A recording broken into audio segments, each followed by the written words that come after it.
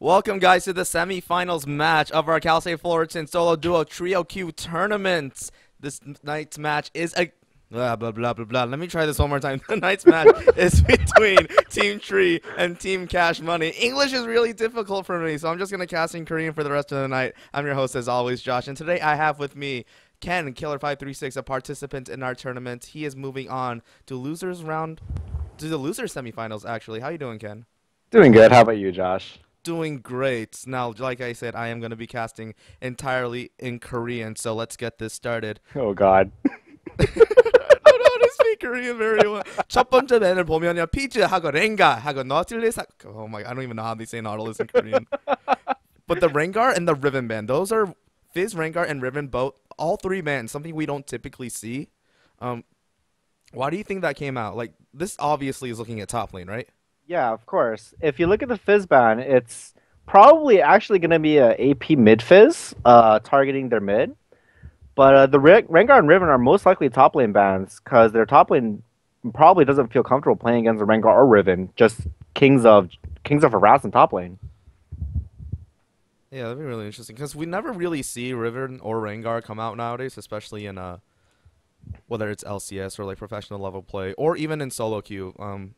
Well, then again, of course, if you get a Riven on your team, your Riven's gonna feed 7 kills in laning phase. If you're If there's a Riven on the other team, 20 kills. it's Box's like 20th Smurf, obviously.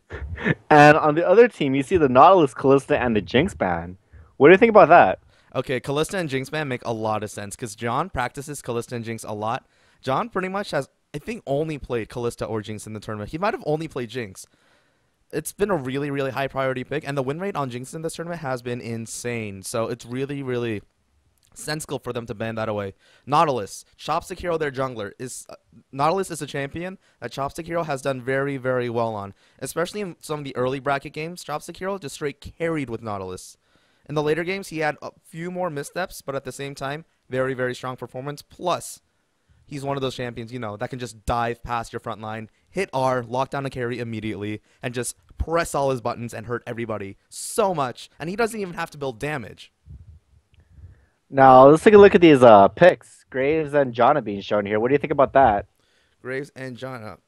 Well, Graves and Janna, it's a lane I like to play a lot as a support, considering Graves is probably one of the best duelists early on given his passive and how strong he is with his burst. And having Janna on top of that, having the shield giving you extra 80 and giving you extra effective health just increases that dueling potential so much more. So if John and Lanny play this right, I expect, well, to play it optimally, you really have to get up in their face and aggressive, especially come level 2. And their level 1 is really good too with both the shield and the buckshot. But we see Chopstick Hero picking up the buy.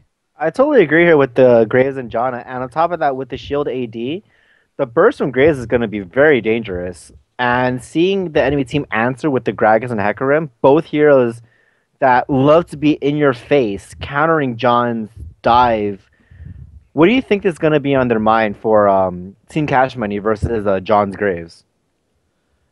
I mean, this is a team composition that says to me, especially with the Sivir and the Thresh coming in as well, we're going to come at you and we're going to come at you hard. That's what she said. The Gragas, Gragas and Hecarim, it's an offense reference. Gragas and Hecarim, both champions that like to just jump onto your backline. Hecarim can get past you with that, with his ultimate. Gragas can use his ultimate, the exploding cast, to really reposition everybody.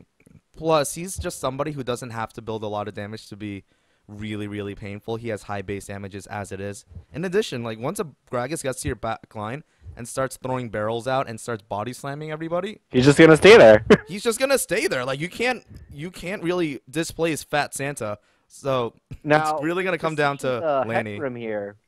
There is gonna be a trade between Hecarim and the Thresh, but this Hecarim isn't picking up Smite. Now, do you agree with the teleport Smite Hecarim or the teleport Flash Hecarim? I teleport feel like, Ignite. I think it really depends on what you're looking for. If you're looking for a lot of, because the reason a lot of Hecarims take teleport Ignite is the fact that they want to get that early lane pressure, because Hecarim, having that natural sustain built into his kit, is somebody who can afford to trade a lot in lane and come out relatively ahead compared to most top laners. So really interesting, because I feel like if Hecarims don't take Ignite, a lot of them take Ghost as well, considering he benefits For move speed. from the move speed. Yeah, so interesting to see how they're going to play it out. Who knows? It might be a Hecarim support, Ken. Oh, I'm sorry. I'll give you sorry. $1 million if it's Hecarim support. You bet $9,999,000 yesterday on my match, saying that Blitzcrank was gonna be top, but that was kind of one-sided, Speaking of betting, our sponsor tonight, 1-800-GAMBLING. If you or a loved one has a problem with spending money in a gambling setting, you can be sure to call that number. Please help me. Oh my goodness. Gragas has a drinking problem, but at least I don't have that. All right, so we see Team Tree locking in with a Vi jungler, Orianna mid lane, Mordekaiser top, and the Bam Bam twins bot lane. So, what do you think about this team comp having Vi Oriana? Vi Oriana, I feel like once it gets later into the game, it can be really, really, really scary, especially because once they start grouping up, once Gragas gets really tanky, Hecarim's probably going to go mix of Bruiser and tanky as well. It's going to be harder to get to that backline, especially with the Thresh peeling and the threat of an Ahri. So being able to give Vi the ball so you can shockwave their backline is going to be really, really useful. It's just going to come down to whether or not the front line of the red team is going to even let Vi through.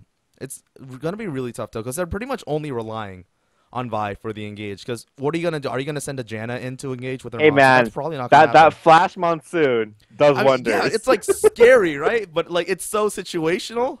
It's not like you can do that every time, because if you did that every time, you'd be reported from feeding.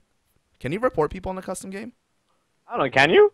Let me text Lanny real quick, let her and tell her to flash Monsoon literally every time she has her cooldowns up. Oh god. And then we'll find out real quick if you can get reported for feeding in a custom game. And let's look at also Team Cash Money. Their team comp: Hecarim, Ahri, Gragas, three champions that have heavy positioning, and along with a Thresh and a Sivir for mobility. What do you think about this team comp versus Team Tree? This is a team comp that is really, really good at mid-game skirmishes. Once that level 6 from Sivir is available in the box and all of the CC coming out of the ultimates from Gragas and Hecarim, this is a team that's going to do really, really well if they're rotating together and getting picks as a team. As opposed to, then again, same could be really, really said for,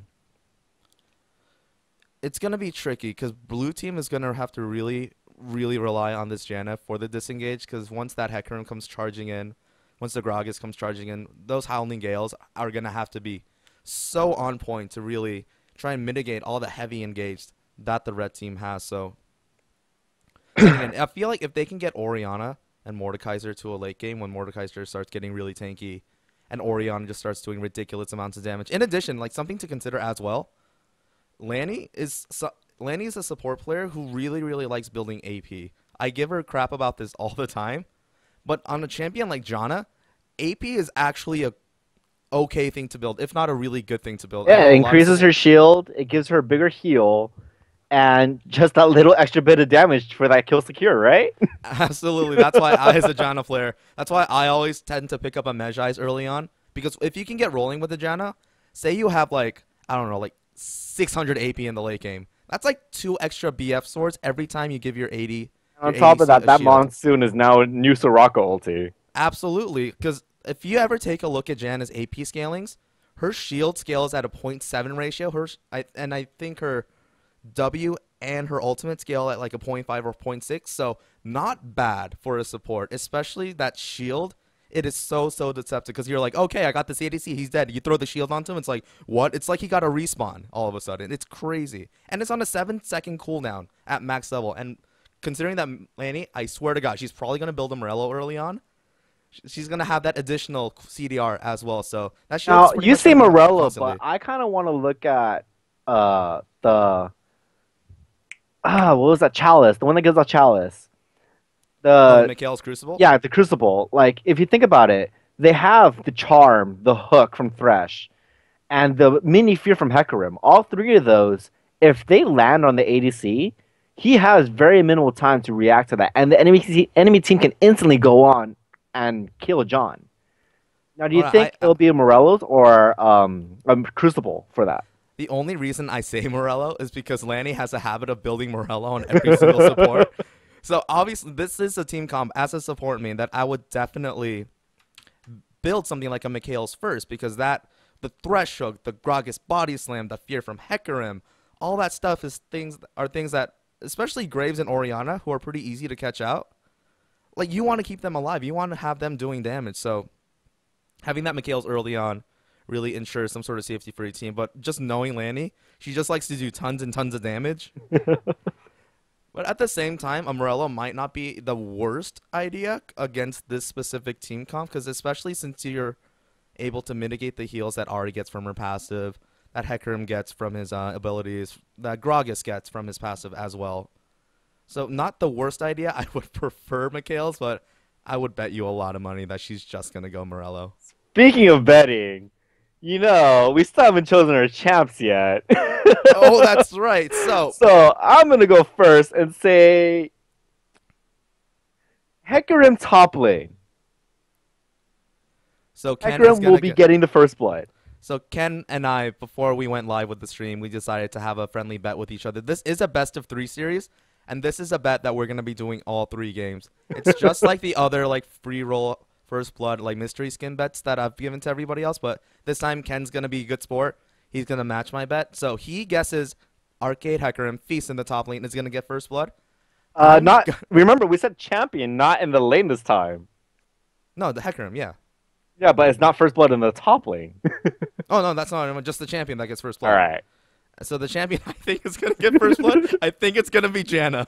Because Wait, what was that one time that Charlie had that joking bet that Thresh is gonna get first blood?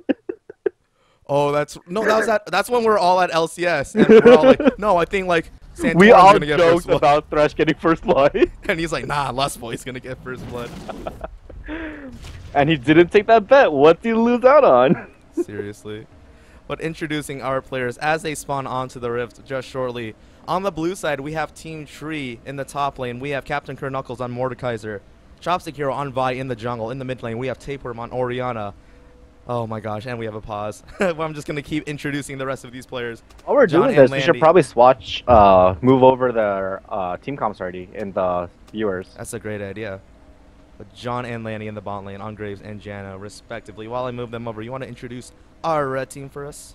In the top lane, we have Gragas from Phantom of Dusk in the jungle. We have Hecarim, Mr. Feast in top lane. We have Battle Money in our mid lane with Ari. And we have Sivir from Monkey 3 Monkeys. And we have Thresh with What the Fuck? It's a Lion. I'm probably just going to call him Lion. Nah, man. Nah. This isn't Jason with his name. Yeah. That was awesome having to call him Jason the entire time because he just picks the most troll name of all time.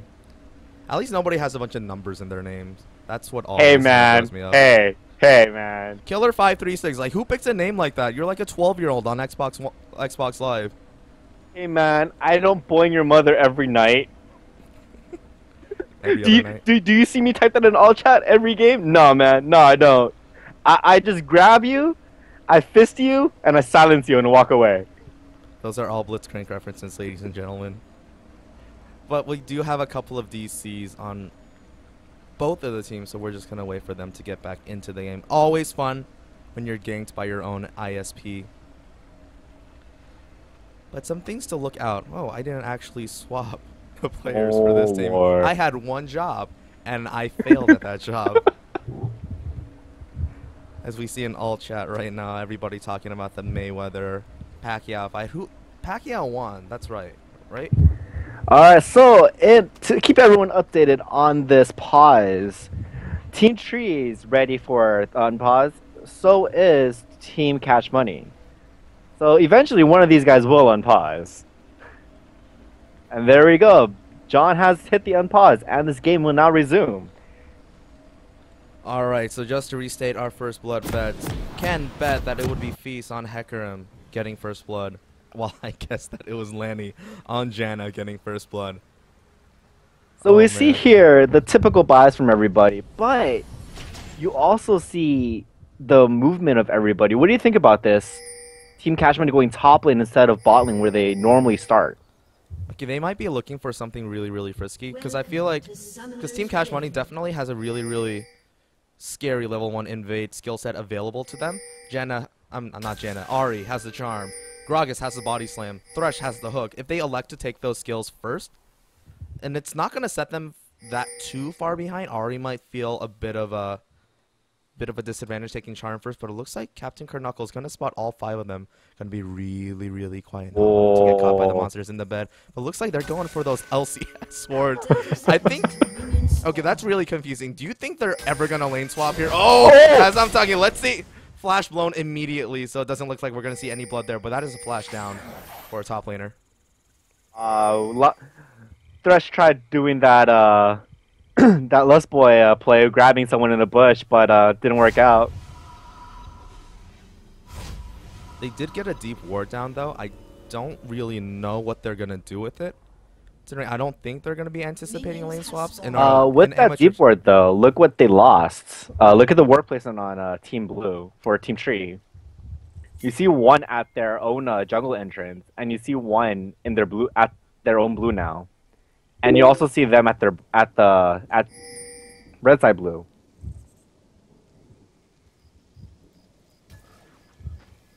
It looks like they're still looking to get a little bit frisky. Blue buff in the red side jungle being slightly contested. So they are going to back up off of that. Now Vi's going to end up getting a late start on her first camp though, so really going to impact her early laning pressure. Keep an eye on that, see how that goes. So we see here Thresh tries to get that level 2 with the wolves. Do you think this will be worth it? Like how much health he's already losing out of all of this? So we take a look at Hecarim going wolves. I feel like that's something a lot of top laners like to do. Hecarim does have a decent level 2, so we'll see exactly how aggressively Feast wants to play with that. The fact that he took Ignite really speaks to the fact that he wants to get kills early on, especially since Mordekaiser doesn't have teleport. By getting him out of lane more often, he's gonna put pressure not only on the top lane, but also on the rest of the map as well. They're getting a little frisky in the bot lane. John gets caught up with the play, but it doesn't look like they're gonna further engage onto that. Lion taking a lot of free damage. Janna and Graves laying the hurt to that Thresh there. Let's actually look at the item picks versus the top lane and their supports, the differences. You see Mordekaiser with that Doran's shield, meaning he wants to be tanky, he wants to take those hits from the Hecarim. What do you think about this versus any other item like a Health Crystal or an Amp Tome with pots?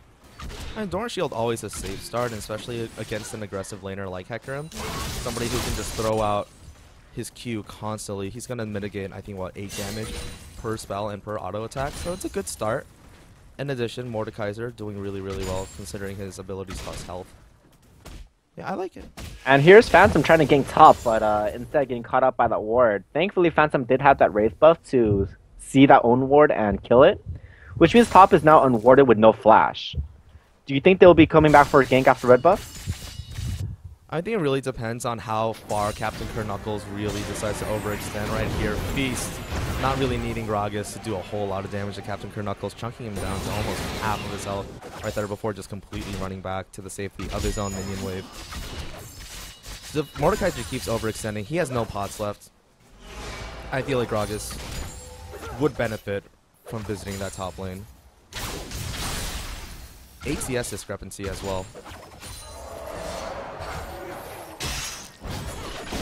But Lane's on landing. Lane's going to get flayed towards the red side tower. However, she's going to throw out the Howling Gale just in time to get away from her. Captain Knuckles getting chunked out really, really hard. This might force an early back from the Mordekaiser. He's going to have a hard time dishing out a lot of spells when he's so low on health. So speaking of Lanvi, the item difference between Spell Thieves' Edge and the Ancestral Coin, what do you think about that? Why the Ancient Coin over the Spell Thieves' Edge? Oh my gosh, I just lost $5. Yes. Came in for the solo kill, managed to take out Mordekaiser. However, it looks like Chopstick Hero arrives just in time to avenge. Minions? Minions not going to do quite enough. That Grom passive really doing the work. I completely forgot the cast that fight because I had my hand in my face realizing that I just lost a mystery skin to Ken. But First Blood does go to Team Cash Money. However, Vi does get a kill in response. When you were asking about Spell Thief versus Coin start, Coin is generally something you want to start on passive laners. Passive laners meaning somebody like, I don't know, if you're playing Taric, I don't know who plays Taric. Then again, he might take Relic's Shield to start with. But Coin, something you want to take when you're passive. And Janna, somebody who benefits a lot from not being passive, considering that her level 1 trades are pretty much unwinnable if you're any other support, maybe other than Nami. Because Janna gets the 80 buff from the shield. She also gets more effective health every time she throws a shield on herself. So you want to start with Spell Thief generally for the extra AP and the procs that you can get every time. Because I think Spell Thief, if you're using it optimally, it is the highest gold generating support item out there. So Lanny probably opting to play a little bit more passive. Now, this is the reason I asked because this is kind of weird. Graves is a very in-your-face ADC. Like, he gets a level 2, he wants to be in your face. And Janna's, if she went aggressively, is another champion that can be in your face. Because she has a slow and a knockup, which means Graves can dish out tons of damage.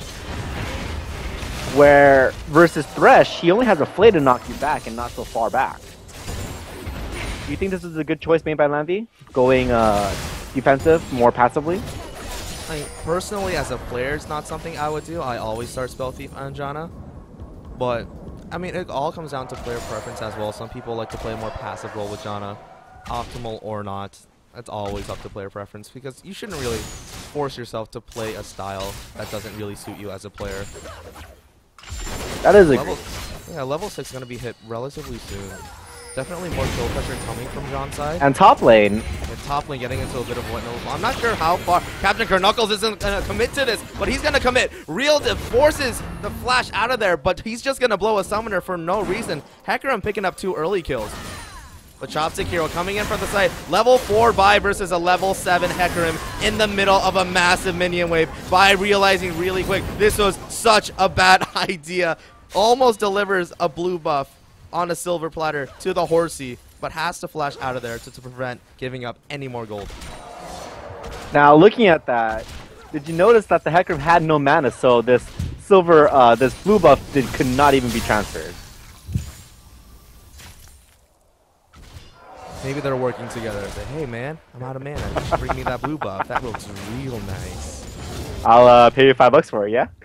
Oh man, that reminds me. I have to give you a mystery skin now. Another pause has happened though. GG's to both teams. We're going to end the game tonight. Good night, everybody. It's K. I'm already +5. So using this time to this break, let's look at the items here. We see a double amp tome on Mordekaiser. Obviously aiming for that Hextech revolver versus the Hecarim's only no mantle. What do you think about that? I mean, I feel like you're way more experienced in top lane matchups. I would typically think that a Hecarim getting this far ahead early on, especially being 28 CS ahead at 8 minutes in addition to having 2 kills, he'd probably just go for like maybe early home guards or even the Triforce early. So do you think that this defensive start is really optimal for Hecarim? In the top lane, well, I personally played against this Mordekaiser, but when I played against him, he was very defensive versus me, so I never needed to go the defensive route. But seeing this right now where he's going the super offensive but overextending, it's kind of working towards Hecarim's benefit where he's going defensive, he's surviving these trades, and on top of that, every time Mordekaiser casts a spell without using Spell Vamp, he's losing life. And Hecarim's using this to his advantage. And meanwhile, bot lane. Bot lane, John overextending. Exhaust force to be put down, but does get caught by the Death Sentence last minute. Box coming down. Lion flashing out. Both teams disengaging. No kills going down there. Oh, Beast coming in with the TP. I completely missed that. That's why you don't check your phone in the middle of a broadcast. Doesn't manage to finish off anything. All four out of 5 members on Team Cash Money are visiting this bot lane. Bam Bam John and Bam Bam Lamby. Bam Bam real sad that everybody is trying to kill them. But they managed to get out of there alive. Now you see him rushing the level 2 boots and Merc Treads. Now would you have gotten the Merc Treads in this team comp? I feel like the Merc Treads, I mean, considering you're against the Mordekaiser Clouds, you're facing an Orianna and a Janna to some extent. Probably the best option in terms of boots, but I feel like that's more of a I want to get home guards fast versus I want to get tenacity fast. So we see here that Ahri picked up a needlessly large rod at the 9-minute mark. And same with Orianna. They both have a needlessly large rod, except Ori now has a chalice over Ahri. This does give a big damage spike in favor of Orianna, where she has the defensive buff. She has her command ball protect, which gives her base stats. And the CS discrepancy is at a 26 lead. Oh, absolutely, and we also have to think about what exactly the chalice means. It's not just the MR that's going to benefit Orianna. It's also the fact that the Mana Font passive is going to generate so much more mana for the Orianna, enabling her to really dish out a lot of damage with her command attack and dissonance. So Ahri really going to have to be mindful of her positioning to not get caught out by a shockwave, because you eat 1 or 2 QWs from an Orianna, you're going to be chunked down to half health, especially with no MR that Ahri's hitting up. Like, look at that. That was one QW. 30% of your HP is now gone. This really, really limits you, especially on a champion like Ahri, who really relies on Spirit rushing in and hitting you in the face with the charm to really do a lot of damage. So, going to have to be really, really careful. So we see here that Vi actually completed her jungle item. She opted for, what is that, Devour? So she's going to go for that DPS jungle route with attack speed versus the Gragas, which has no increased jungle item. That Devour is not something I typically see in most games in solo queue or in any other context, really. Devour is something that really benefits heavy farm champions, somebody like a Master Yi. But Vi typically relying on early game pressure in lanes between levels like 3 and 6 to really generate a lot of gold there. So, but as we speak of ganks, Vi comes in for the. That was a beautiful play coming in from Thresh, knocking her away at the last moment. But it looks like they're gonna make it away just in time. But Dropstick Hero gets caught under the tower. That is one more turret auto, doing a lot of damage. Phantom of Dust coming in, trying to finish off the rest of Team Tree. Boomerang lands on John for 1 proc, but it looks like he is gonna be able to quick draw. And the Ahri versus Ori. Ahri versus Ori, that is going down. Ahri forced to flash away that Chalice and that in the top dodge. lane. And as I'm saying that, even more fighting going on everywhere. But it looks like they're just gonna disengage. Mordekaiser are realizing that this Hecarim hurts way too much. At the end of that though, 1 for 1. See, John, this is why I opted for color. So yeah, 12 minutes into the game, gold lead slightly in favor of Team Cash Money at about 700. So now we see the Hecarim trying to push his advantage, but right now he's actually losing in trades versus Captain Kernakles because he did pick up his revolver. Now, in the future, you see the Phage, you see the Trinity Force being built by Hecarim. And you do see the Gragas finishing his own jungle item now, going for that Cinderhulk, going for that tank route. Now, the gold differences isn't that big. If you look at their gold, top lane is ahead by 1,200 in favor of Hecarim. Their jungler is ahead by only 200 gold. That's only from that 1 kill. If you look at the mid lane, Ori is ahead by 800. And Sivir and Graves are almost equal. They're only within 100 gold difference. And the support, though, there's 300 gold difference right there. What do you think about that? I mean, right now it just all comes down to who wants to identify their power windows better and use that to their advantage. Right now at 13 minutes into the game, no towers have been taken, so a lot of this roaming, like team fighting composition that Team Cash Money brings to the table, especially in relation to, I would say, a weaker team fighting comp than Team 3. Looks like they're really going to want to start taking advantage of this. Beast Tower comes in from the side. Oh my gosh, that ult did a whole lot of damage, getting lit on fire. One last Q, cleaving Vi to death. So it looks like they're going to focus a lot of energy. No, just kidding. They're going to back up off of this, and they're not going to focus the mid-tier 1 just yet. But if I were Team Cash Money, I would want to try and open this map up as fast as I can, because especially with somebody like a Gragas and a Thresh roaming around together, it can be really, really scary for Team Tree.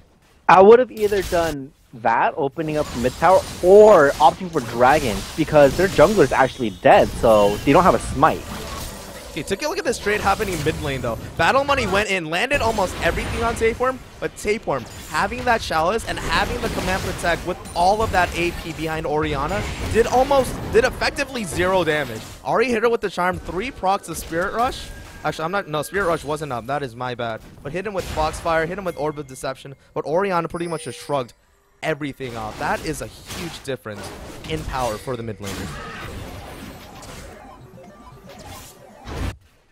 If you look at the top lane, they just had a little scuffle where Feast ended at half-life, and Captain Kernok was barely making it out alive. We saw a scuffle on the bot lane as well, as Monkey was forced to ult defensively on Sivir to get away from John. John did have his ultimate available on Graves, that collateral damage. Really, really scary. Team Tree aiming for that first dragon, uncontested. It looks like there is a TP coming in. We're going to see if Hecarim can do any damage. Looks like Beast coming in. Goes directly for John and Lanny. That was a beautiful Monsoon coming in from Lanny, getting him off that carry, but he goes down anyway. Lanny trying to get away. Doesn't look like she's going to want to try and peel off anybody else. Battle Money comes in. That was a great shockwave coming in from Tapeworm. However, Tapeworm completely out of mana, using the very last bit of it to get himself shielded. Looks like Chopstick Hero, however, did pick up the kill onto Gragas. Support on support action. Don't know if Lanny's going to come out on the winning side of this at this moment. All in the meantime, Mordekaiser split pushing top. First tower of the game taken by the Metal Man. But at the end of that fight, blood spilled on the behalf of both teams. And Team Tree up only by 500 gold now.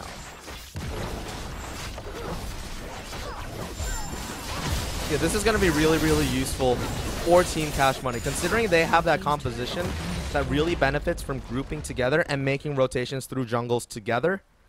Getting those towers, getting that mid tower, is going to open up so much more of the map, because now you'll have so much more access to both sides of the river, to their blue and their red jungle. It's much easier to get to. So grouping together, going in there with the Gragas body slam, going in there with the Thresh death sentence, going to be really, really scary for Team Tree. Team Tree going to have to get some vision down to ensure none of them get picked. And now here we see an item difference in the ADC. You see John with John Graves.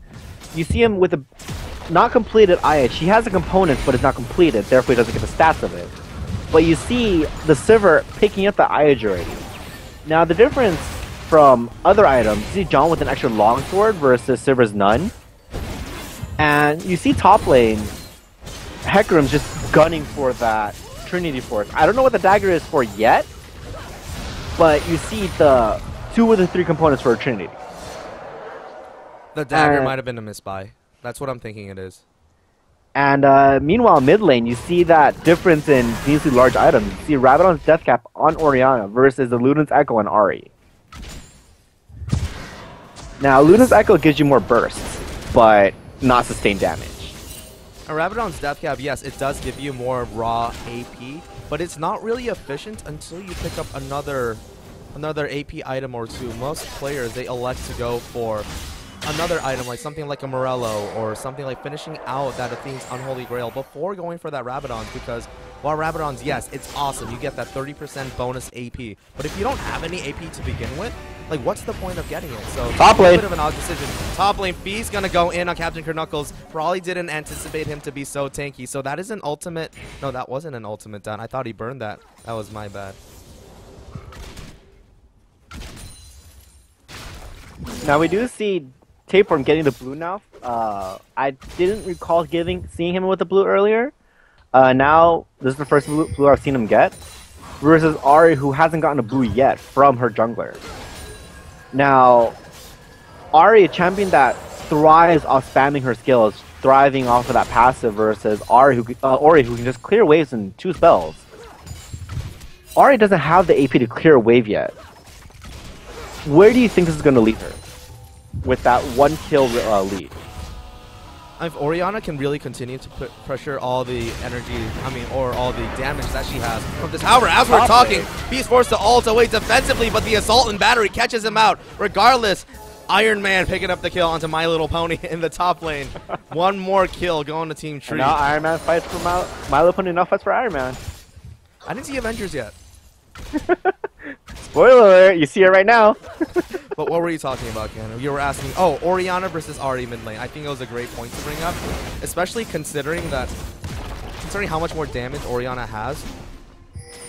It's going to be, if Orianna can continue to apply that pressure. Oh, however, I can't explain anything because as soon as I start talking, people start fighting. But it looks like Lanny going to be the cool homie, going to disengage with the Monsoon to make sure we can get our points out. Oh, man, that's what happens in every game you cast. You try to say one thing, and everybody are going to be like, yo, man, the casters are talking. You think we should fight right now? It's like, yeah, man, let's totally fight right now. Now, we do see a couple more items being bought out by every person on Team Tree. You see that Void Staff being rushed by their top lane, by Iron Man, just to counteract the little MR they have on Team Cash Money right now. You see the Vi opting for damage. You see that Phage being built. Orianna has 200 CS. She has over 70 CS over the Ahri. And the goal difference is a 2K lead. You see, John hasn't gone back yet. He has 1,700, 1,800 in his pocket. And you see Landy with 800 gold in her pocket. Now, you see top lane, they're still fighting. They're still fighting, but I don't think anything's going to happen. If anything, top lane decided is they're going to tease us, make us think that something's going to happen, but they're just going to disengage each other and sustain themselves back to full health. That CS difference in the mid lane is insane, though. And it's got to be really scary as Ahri, because like I was trying to say before 17 team fights broke out, if Orianna can use that damage edge to really push out the waves and force Ahri to put herself on wave clear duty, then she can begin to roam and make plays around the map and really force Ahri on the back foot. Because if Ahri's going to want to follow her around, then they're going to have to, in the bot lane. I'm just going to stop talking. Oh, that's a spell shield coming out from Monkeys, completely mitigating the damage of that assault and battery. Monkeys getting away safely from that. John going in super deep, super thirsty for that, but he doesn't pick up the kill. However, the Vi picks up the kill onto Sivir. Greg is picking up 2 there. However, that is 1 more going in favor of Team Cash Money. 3 for 1 so far. Tapeworm finally making his way down. And Ahri saying, hey guys, did something happen? I heard there was fighting. Tapeworm unable to clean up anything there though. And now you see Hecarim rushing the top lane. Now, is he going to clear that tower? Meanwhile, Senor split push doing his best to take down the tower. Oh my gosh, doesn't get it. I don't think Minions are going to be able to finish that off. And now what do you think about that? Now, rushing for that tower, it's not worth it because you see, pushing a tower that quick at 21 minutes, you're not going to get anything much out of that. At the 20-minute mark, teams are going to be still hovering around their own side of the map. So pushing that far out already is dangerous. You lose so much if you just try to let minions do that. Now, on the flip side, if minions are pushing all the way to their inhibitor tower, they need to send someone top lane to clear it out, which means fights will become 4v5. But with the top lane that's not carrying TP, i.e. the Mordekaiser, versus one that's carrying TP, the Hecarim, he can just teleport to wherever the fight's going to break out once he clears out the top wave. And since he does have that amazing wave clear with his Q, there is no true big benefit from this. He just has to save his TP now. Now, you do see these defensive buys coming out. The Hecarim opting for that Spirit Visage. She did finish Trinity Force. Still holding on to that dagger. Don't know what it's for. I'm pretty sure he didn't realize he finished Zeal for... Oh my god, that was a massive crit. Coming in from Lion. Lion getting completely melted by the collateral damage. Jaime going really low. Not realizing there's a whole lot of people coming in. Horsey saying, hey, hey, hey, as he takes out Gianna in that exchange. John getting dove under tower by 3 members, doing his best to kite, but it doesn't look like he's going to be able to finish him off. Chopstick Hero trying to get a revenge. Does manage to trade 1 for 1 in that exchange, but however... Here we were talking with the tower trades. You see more Sinner split push, pushing top, but at the same time, Ahri is answering with mid lane. The top tower is far more valuable because the distance to get to top lane from any other lane is a lot greater than any lane going to mid lane. Now, Ahri's out of minions to push, and she's out of mana to clear that minion wave, versus that huge wave knocking down that tower, doing some damage, and Thresh trying to clean up. As a top lane player, Mordekaiser right now, in essence, is winning his lane. He has more control over his lane. Top lane is already down the second tower versus Horsey taking only the first one. And now he has to answer with either taking the second inner tower or do something when he's away, like push bot lane, which still hasn't gone down yet. I think Ahri's really starting to feel the lack of a mana regen item right now. Looks like she is going a little more defensively. Only at 0, 1, and 0. So right now, 0% kill participation for the Ahri. For a champion that really relies a little more on items to become useful, especially considering how mana hungry Ahri can be with her spell rotations. Not having something like a Morello or an Unholy Grail is really, really hurting. And she's forced to go this defensive build with the Negatron Cloak, going for that Abyssal Scepter, but it's really hard. I mean, what good is that mana? Is that MR shred when you don't? And really you see the bot lane here. Bot lane here, Bam Bam John going in. The flash out comes immediately. Collateral damage, melting them down. to about 20% health. Lion probably going to make it out of there alive. Face of the mountain ensures that the shield takes all that. Oh, Captain Kurt Knuckles! Last tick of the night does finish that off. So my prediction and math skills are terrible. Hashtag disappointing Asian. But it does look like they're going to pick up this tower, bringing their total turret count up to 4. They're going to push this wave out as hard as they can. Braga is trying to make his rotation over, but doesn't look like he's going to get there in time. Going back on what you were talking about with Ahri versus Ori, you also see the 100 CS difference between them. That means she's out so much gold with that she can't even buy items that she would want. You see the 100 CS being easily a Chalice, just in base mana Chalice, not even a Themes Unholy Grail. And the 1-to-1 kill participation, the 300 gold from kill and the 150 from an assist. That's only 450 gold. Now, you see the mid lane. Oh, speaking frisky tape bar. Battle Money saying, yo, man, I'm watching your stream. You want to take my 0% kill participation? You can suck on that. 1 out of 14. That is really useful, though. I'm just poking fun at him, but that is useful to get Ahri.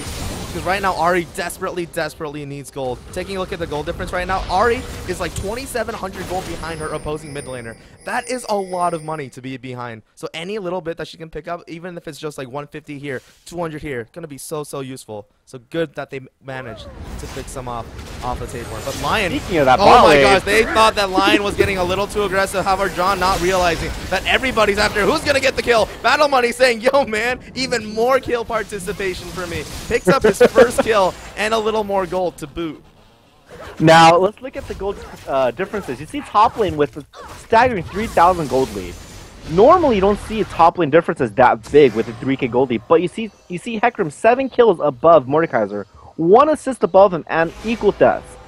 You see the junglers, 4-4-2 Vi, leading the 2-1-4 Gragas by only around 1.5k gold. You mentioned the mid lane already, being behind 2,700 2k gold. Their bot lane, the difference hasn't changed. Sivir is still above John. And you see the supports, they're neck and neck in gold, only 100 gold difference. Now, as we mentioned earlier at the beginning of the stream, how if she went for Spellteeth Edge, which 1 is an AP item, and 2 gives you so much gold if you're aggressive just support.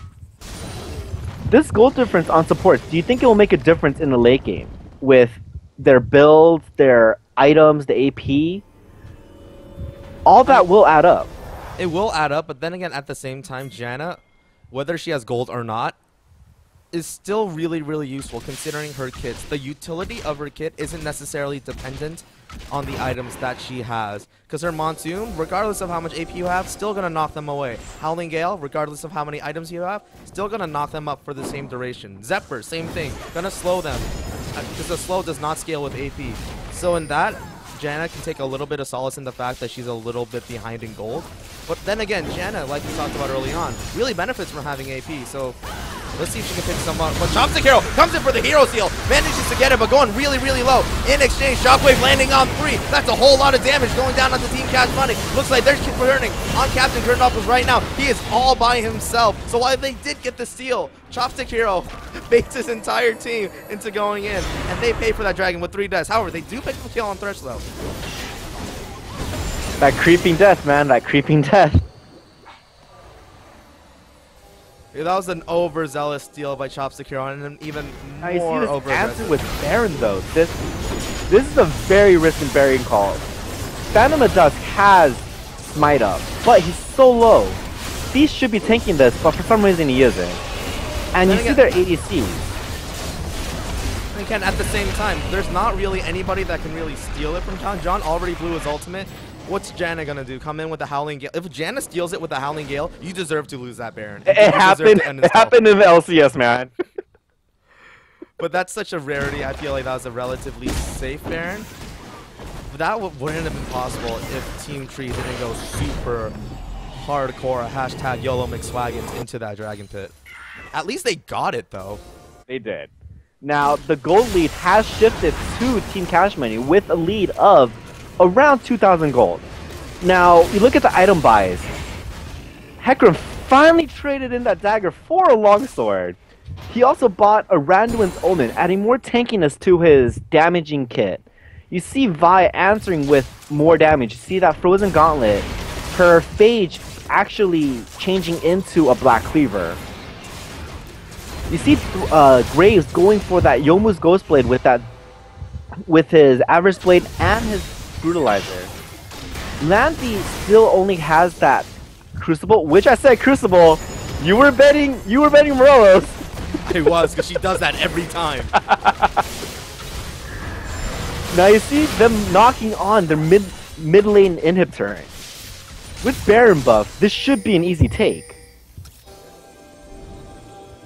Like, they don't have the wave to push in with it though, so they're just gonna back off, taking the time to dump all of those wards in. Because if they catch one person out with the charm, Lanny, who's gonna get it? Who's gonna get it? That was a great Howling Gale. That was perfect. That completely mitigated the Sivir ultimate as well. She saw Gragas immediately charge out. Sivir hit the ultimate button, but Lanny, fully charged Howling Gale, manages to mitigate that. So she saves herself with a perfectly timed tornado. Now, right now, Team Cash Money has the lead. They have the Baron buff. Their champions are fit, primed to fight after fight. Now, the way that Team Tree can win this game is without Vi Ori combo again, but this time a lot cleaner with Graves actually landing every one of his abilities with his buckshot and his collateral damage. Lanvy with the protection with her Howling Gale and her Monsoon. And Captain Knuckles with all of his damage abilities. With these fights, with that threat there, that only one threat with Vi going the backline, whether or not Sivir spell shields it or not, that ball's still going to be in position for that shockwave. Versus Hecarim's mobility, Gragas' mobility, Ahri mobility, and Sivir with their ultimate to get out of there. How do you think this will ever play out for them in favor of Team Tree with this team comp? I mean, Team Tree is going to really have to look to Orianna to be the hero here. They really have to... They're hoping for a window in which Team Cash Money really screws up. Because as of right now, Hecarim can just charge right through the front line and delete John and Lanny. And Captain Knuckles is going to take a lot of damage from that as well. So they're really going to have to rely on some decent poke coming from the ball. They're going to have to focus a lot on their own positioning. But like I said towards the beginning, this is all going to come down to Orianna. Because Graves is on that super broke ADC build right now. With the Yuumu's coming, there's another pause. At least we know there won't be a team fight busting out. But during the pause. But like, look at Graves' build right now. Typically, especially considering the changes done to IE and Phantom Dancer, you don't really see people building Static Shiv unless they're on a champion that really benefits from the wave clear. Graves is somebody that doesn't have trouble wave clearing. His buckshot, he can clear everything for days. But considering that he did build that, it tells me that, especially since he was sitting on that Avarice Blade for a while, he was broke. Like, taking a look at the gold count right now, he was about 1,300, 1,500 gold behind the Sivir. That's a full BF sword. So with that Static Shiv, with that Youmuu's, gonna increase his split pushing potential a little bit, but it's gotten to that point where Graves really can't do They are clawing for this win now. They're fighting tooth and nail because they are behind in key positions. Their top lane isn't as strong as Hecarim. Their ADC, once again, like you said, one BF sword behind the Sivir. Even if you look at the item builds, the difference is a Youmuu's Ghost Blade, which gives crit, CDR, versus the Sivir, who has a Bloodthirster, who gives her a shield on another spell shield. On top of that, Lifesteal, which John opted to sell his Doran's Blade for. He has no survivability now. I just noticed he's still on brown shoes too. Yeah, like he is broke. We're 32 minutes into the game. Brown shoes are something that probably should have been completed prior to even touching the Youmuu's. And now you see the mid lane differences. Ahri is going for full damage. She is foregoing that mana, trying to get that blue buff from the jungler. She has the voice buff. She has the abyssal. Both things shredding MR. So, in essence, removing that chalice, removing Command Shield Protect, and top lane has no MR. Their jungler has no MR. No one in their team has a significant large amount of MR, meaning Ahri will be doing a lot of damage now. Yeah, perhaps the only saving grace is the fact that Ahri doesn't have any mana regen aside from that one Doran's ring. So yeah, Ahri's going to do a ton of damage, but she's not going to be able to do it for long. So I feel like if they can kind of zone themselves out and dodge literally every single orb that Ahri throws out, they might have a chance to really separate 1 or 2 players at a time and take the advantage in these team fights. But like you said, no MR. Ahri with all of that MR shred. Like, sure, they don't have MR, but it still shreds through their base stats. Gonna hurt a lot. I see these teams surrounding Dragon Pit. Dragon's up in 30 seconds. They have tried to land a couple of skills. Thresh with his hook, Ahri with their charm. They're trying to get a pick, so making the Dragon an easy kill. And here we go, Tapeworm getting caught. Tapeworm getting caught, however, Lion not gonna follow in on that. Looks like they have their eyes intently focused on Dragon right now. Hecarim opting to split push top, does have TP available, so they're probably gonna lose a tower because Mordekaiser opted to take Ignite instead of TP. So he's not going to be able to split back because Hecarim can just TP right back, and especially with the home guards, just absolutely Shrek people. And this is what I was saying. If Hecarim is doing what I said, answering with taking that tower, versus Mordekaiser taking that top tower, didn't mean much. Hecarim still has that TP. And granted, Mordekaiser can't normally take TP flash because he needs that Ignite because his ulti doesn't kill. It does a lot of burst damage up front, and then half of that is ticking damage, but he needs that Ignite to ensure that. Because the ticking damage gets mitigated through MR, and if you pop a health pot, that's still a lot of damage being taken away. And Ken, I want to bring up something really quick. We saw Hecarim, we saw Feast take that top inhib tower away from Team Tree. However, we noticed that Team Cash Money, in the midst of that dragon fight, they just completely let Team Tree walk in and take it. I feel like if there was a little more communication, Feast could have said, hey guys, they're on dragon, I'm in this top lane, I have TP. Stall them while I take their entire base. Because we know that if Team Tree and Team Cash Money both go in on it, Team Cash Money is going to come out ahead because they have the better front line with the Gragas and the Thresh providing the peel. So I feel like if they played the stop the back game, if they engaged on them 4v4 or even 4v5 and try to kite away, Hecarim probably could have gotten an inhib and maybe even a Nexus turret. But while he did get something, I feel like they could have gotten so much more instead of just trading a dragon for a tower.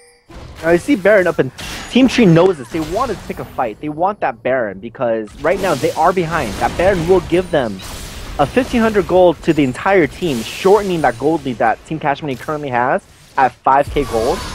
Now you see Silver popping that ult. Yeah, looks like they want the Baron too. Looks like, well, I ain't gonna go in. He's gonna come in from the side. That is one person getting completely separated. They're on John immediately after Captain Knuckles answers with the opposing ADC. So both ADCs down for both teams. Chopstick Hero getting the kill onto Ahri as well. So that is both carries down, landing completely separated. Does not have the ultimate available, so just relying on that Q to try and get herself out of there. But look at this mid lane right now. We have the Orianna.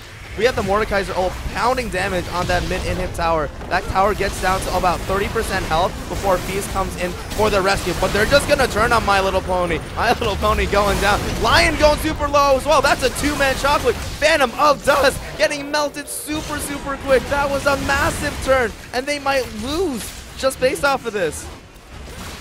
Now you see the Death Hammer. Silver's up in 7 seconds. She can clear that wave. And on top of that, Chopstick Hero is low. Captain Knuckles at half health with no ultimate, no summoners. But that Orianna does just so much damage that this might actually be a game if they keep pushing. This is a massive throw. Even if they don't get the game right now, they're going to get so much. That is both Nexus turrets going down. Ahri gets the shutdown onto Mordekaiser. Tapeworm doing his best, just trying to take down that last Nexus turret. While they did all go down there, they managed to get so much out of that. And looking at Team Cash Money's waves, they don't really have the waves to really do anything with the 30 seconds death timers. They might try to go for Baron at this point because I feel like they have to do that right now. They have to answer with Baron. Graves and John are both up. Graves, you see right here, is at red buff. He has no way to answer, but you also see the super minion pounding on Feast. He has to clear this away. And they're not going for Baron. This window is slowly shrinking. They're going to have to be really cognizant of the fact that the rest of the team is up in just about 15 seconds. And it's like I said, up soon. That Ori ball, they saved it at a perfect time, saving it for the last two people and killing them. Getting that inhib, getting that mid lane, getting those Nexus towers, that's easily backdoorable. But they have no one CP. It's going to be really, really tricky. John and Lanny realizing that they are on Baron. I don't think they're going to have to follow up in time. However, they don't have the Ahri there, so this Baron isn't going down as quickly as it could be going. However, they are going to come in for this, realizing that if they get this is going to make them. They do get the steal! Chopstick Hero comes in, smites the Baron away from Team Cash Money. However, WTF into Lion finishes off the kill onto John. That's Mordekaiser going down as well. That's a 4-man Shockwave coming down, taking out Thresh out of this fight. That is 2 for Orianna. Chopstick Hero trying to zone out the Gragas, but that was 3 for 2 and the Baron steal. And this has shortened the gold lead so much. It's from 5k to 3k. Now it's only a measly 1.3k gold lead. And you look at these items, the Abyssal on Mordekaiser. So now, on top of that, Hecarim only has the Spirit Visage and the Merc Treads. Gragas has only Merc Treads for MR. Ahri only has the Abyssal. Graves, Sivir has no MR. Thresh has only an Aegis for that shield. That shred that Mordekaiser gets from being in the middle of the entire team, it's actually showing itself with those shockwaves now. And you see Orianna picking up that Haunting guys. She has completed Azania. Graves with all the objective gold, and now he's actually above farm on the Sivir. He has that Last Whisper along with the Sivir. He's only still 1 item behind her with the Bloodthirst difference. Na'Vi opted actually to go more defensively this game. She said, she heard you. Damage? Nah. Josh, nah, I got this. I'm gonna go defensive because I want Ken to get $5. It is really smart though, because she picks up the extra mana and the CDR from the Frozen Heart, in addition to mitigating the attack speed. But however, John gets caught out. This might be the fight that Team Cash Money is looking for. Graves taken out of the fight immediately. That is 2-man Shockwave. However, that lands on the tankiest members of the teams, so that doesn't do much. Phantom of Dust manages to finish off the kill onto Chopstick Hero. However, Captain Kurt Knuckles finishes off Gragas. That's a lot of members going down on behalf of Team Tree. So a lot of people lost that Baron buff, so that's going to mitigate their pushing pressure just a little bit. And Dragon is up as well.